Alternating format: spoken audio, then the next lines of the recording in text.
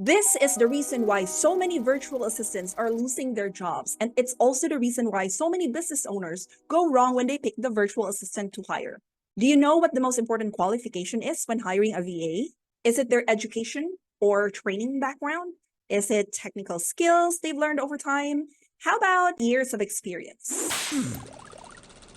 Actually, all these qualities are also important, but in my opinion, as a veteran virtual assistant myself and someone who scaled into a virtual assistant team agency, these are not top priorities you should look for in hiring a VA if you want to keep them long term.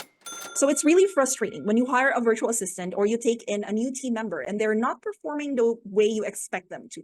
You're not getting your money's worth. And worse, they've wasted your time because the work relationship isn't, well, it's not working. So how do you, as a solo entrepreneur, content creator, digital business owner who is trying to scale your business by building a team, how do you avoid falling into this trap? How can you prevent or reduce the chances of hiring the wrong virtual assistant? And what do you need to look for so that you only hire a VA who is a keeper? So if you ask me, I would say that the most important qualification you should look for in a virtual assistant is the ability to self-correct. Yes, you got it right. When you hire a VA, look for someone who can self-correct.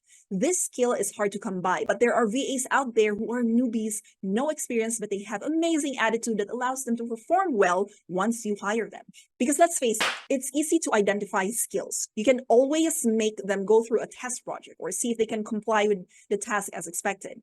Experience is easy to identify too. You simply just ask them to present their educational background, maybe call a couple references and ask their former employers or clients about their performance. Okay, so experience and skills, they're very common to look for when you're hiring a VA. But here's what many of us are doing it wrong. Yes, me, I'm included, because I made the same mistake in the early stages of forming the 8.8 virtual assistant team. I failed to ask situational questions during the interview that would help me identify if the candidate had the ability to self-correct. I was so fixated on skills. Do they know how to do the work? Did they graduate from a training program? Did their former clients say nice things about them?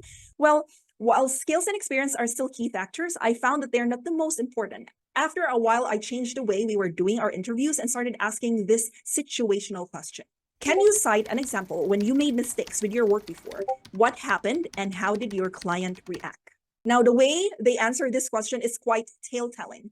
Notice that we didn't include in the question, how did you handle the mistake or how did you correct the mistake? We're just asking them to tell the story in their own words. So whenever I ask applicants this question, I can easily spot a bad apple from the bunch.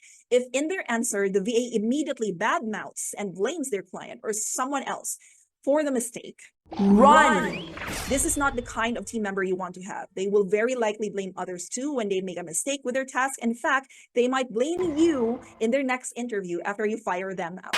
But if in their answer, the VA honestly admits that they did make the mistake and they share what they could have done differently to prevent it, good. That's the quality you are looking for. What I think should be the main quality that will make a virtual assistant invaluable in your business is their ability to update their work processes after learning from mistakes. So full disclosure, in my youth as a virtual assistant or newbie VA, I wasn't always as open to accepting and learning from my mistakes and not proud of it. And I made mistakes more than I can count. But for the first several ones that I made, my immediate impulse was to blame my coworker, to blame my client and the lack of tools or the circumstantial issues. I used to say, they didn't give me the instructions in time. Why would they expect me to finish it by the deadline? Or I would say, I'm sorry, you failed to give me clear instructions. Next time, be clearer with your vision and idea so I won't make mistakes. So it's safe to say that any freelancer or virtual assistant who uses this kind of language won't last long in that gig. It wasn't until I had a good fortune to meet and work with a client who handled me so well after I made a mistake.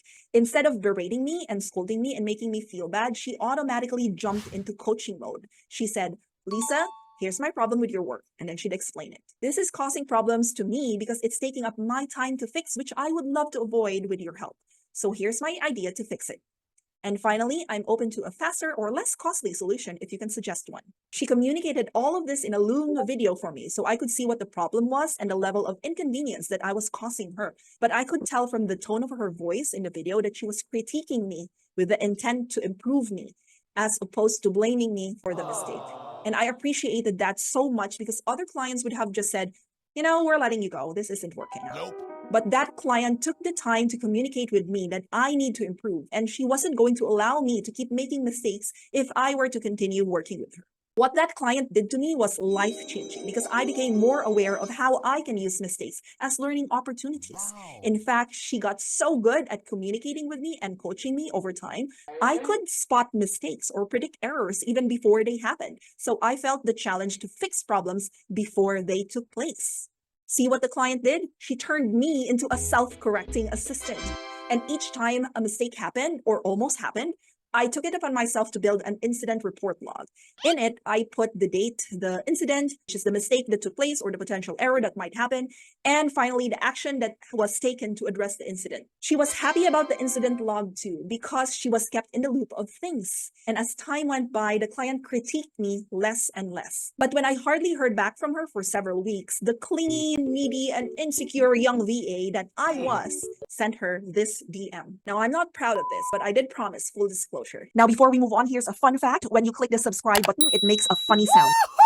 Give it a try. I dare ya. Okay, moving on. Here's what I said in the DM. Are you still checking my work? Because I haven't heard from you lately. Did I get fired? I thought she was just leaving me to do my job unsupervised, but she replied, no, sweetie, I'm staying out of your way. I trust you already know what to do, and I don't get paid to micromanage you. I'd be wasting my time keeping tabs on someone who's already doing well. See what she did there? She did two things. Can you guess why this keeps me on my toes as her VA?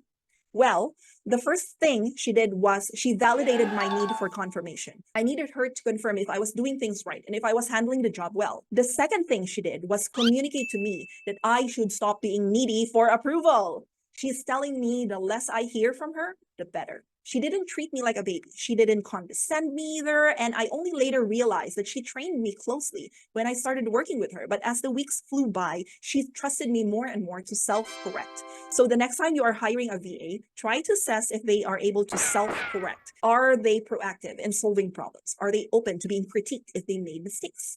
Look for good attitude. That should be number one. Then, when you've started working with your VA, make it clear that your goal is for them to become more and more independent as time goes. So teach them, coach them, guide them to have efficient decision-making skills so they'll know what to do when things go wrong in your business operations. Now, doing the SOP or standard operating procedure, following instructions given, those are easy.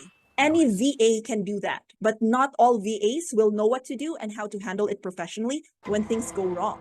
So when errors happen, when they make a mistake, can they correct it without panicking?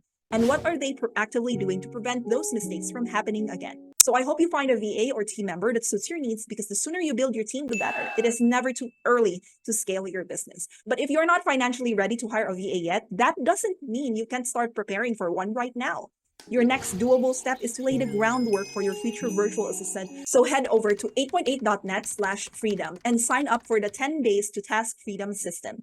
We created this step-by-step instruction for solo business owners with a ton of tasks to conquer and show them how they can prepare for a virtual assistant in the near future. This same system also works if you've already had a VA for a while and you want to improve your work relationship with them. So the 10 days to task freedom system is totally free of charge. You do not have to pay anything to get access to this system. Again, that is 8.8.net/freedom. Do the 10-day challenge and finally feel the confidence to hire and keep a virtual assistant in your business. So in this next video, you'll learn how to delegate tasks more effectively like a boss. I hope to see you there.